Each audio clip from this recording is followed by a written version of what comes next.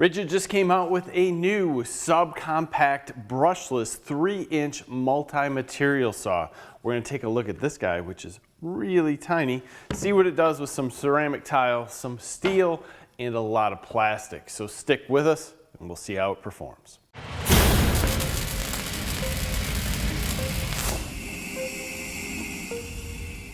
All right, before we go out and slice and dice, let's take a little bit of a walk around of this tool. This actually looks toyish when you pull it out of the box. It is that small. It's model number R87547, and it has a variable speed trigger, 0 to 1900 RPM, a 7/16" arbor with a 3-inch cutting wheel. So you can find multiple different cutting wheels for this. It comes with 3 of them. This is your tile wheel, this is going to be metal, and this is going to be drywall and plastic. Of course, you can cut different things, but stay in the general vicinity with these and you can do a lot of different work. There is a forward and reverse on this saw, so you can cut in multiple different directions, and you do have an adjustable stability guide with an onboard tool. This tool is in there pretty good. It's just an Allen wrench, and we can adjust that up. We'll mess with that again later, but it seems to go in and out of there pretty good. You do have an LED light on the bottom, so it's gonna maybe light up the surface. Everything goes on and off easily. This is basically a dust guard. I'm gonna warn you, if you take it off, it's not that easy to get back on. I've already had it off once. We can try to fight with it again, but this is something that you'll wanna blow out because it's part of the cooling system. Once you slide this guy back in,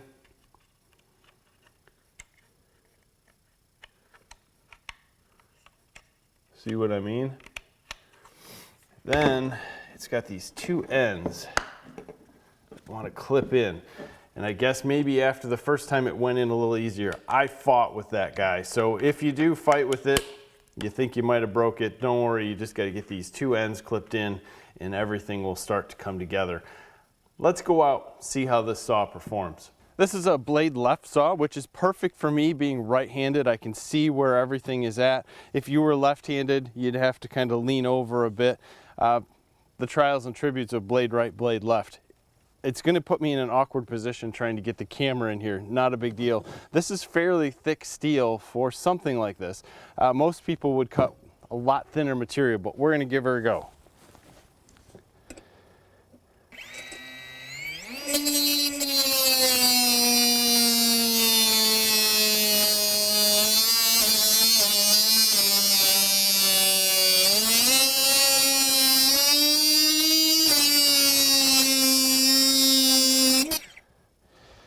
So have the blade guard all the way down, which I shouldn't have anyway.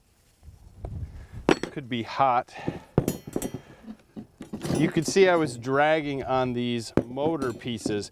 I wanted to try it because I was having a feeling that having that guard all the way down was going to create some issues. Realistically, we just want to have enough of the blade showing below so that we're getting a full cut. Let's give it a go on this.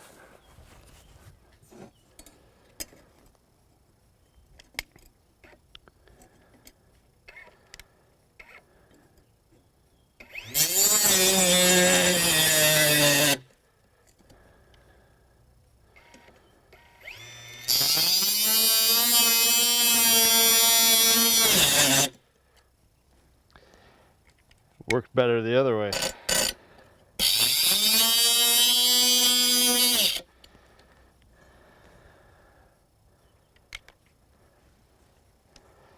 Not a fan of where I have that set. And again, this is thicker metal. So I'm going to back it in and let it chew it just a little bit more. I need that cut right there, but I'm going to move over and do a cut next to it.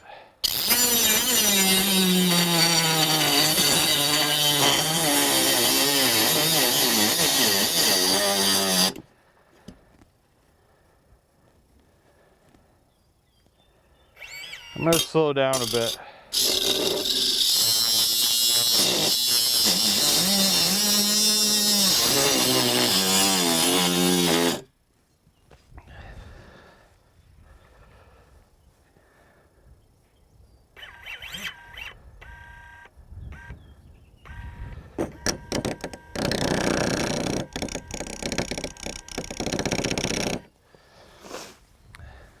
So what happened here is this metal cutting disc has actually become unround.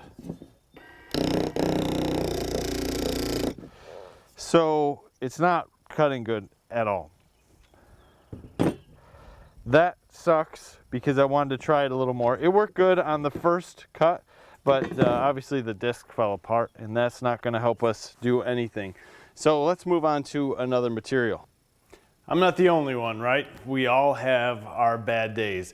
So I should have adjusted up and put the blade in the correct position for cutting this. Something happened to the blade inside here and it made it oblong per se.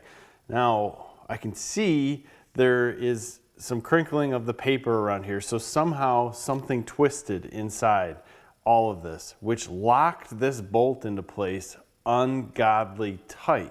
So in trying to remove it to put a different blade on, it started to strip, which with the stock tool.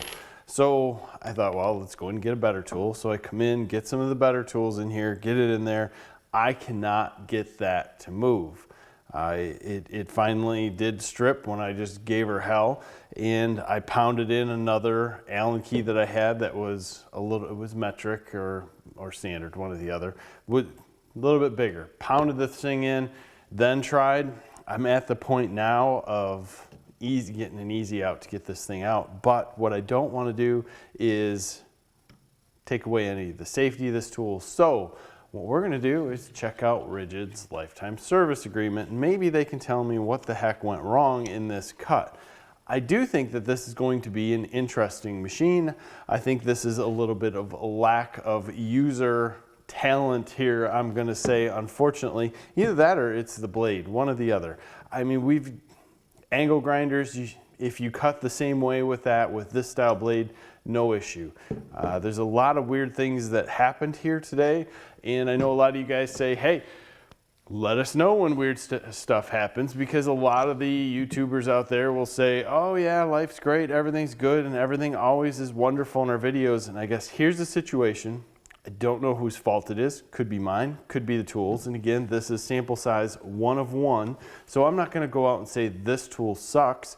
I'm just gonna say this situation sucks. So we're gonna get another one of these.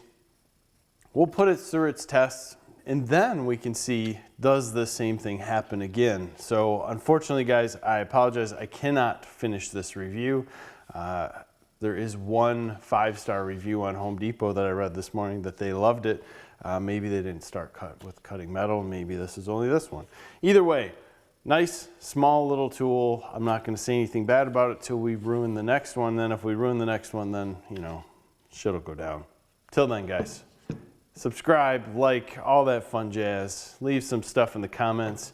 My day started this way right from the beginning. So hope you're having a good one. See you in the next video.